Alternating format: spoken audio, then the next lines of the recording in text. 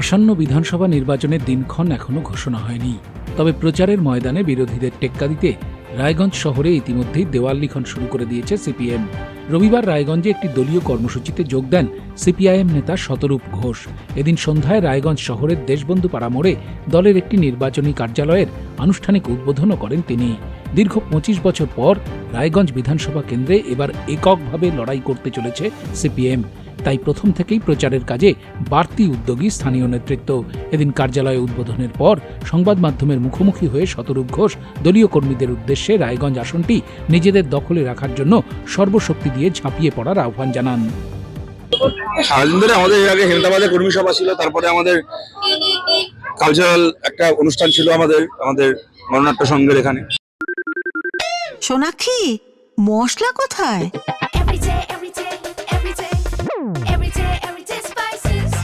Everyday মশলা, দেশের স্বাদ।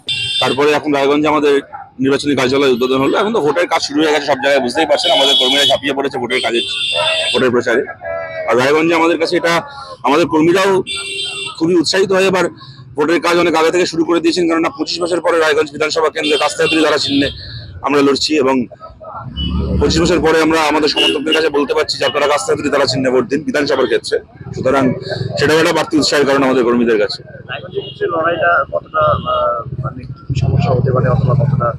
লড়াই কোনো সমস্যা নেই, আর লড়াই মসৃণ নয়, কোনো লড়াই সহজ নয়, তবে কঠিন লড়াই আমরা জিততে চাই। রায়গঞ্জ থেকে দীপঙ্কর মিত্রর রিপোর্ট, উত্তরবঙ্গ সংবাদ।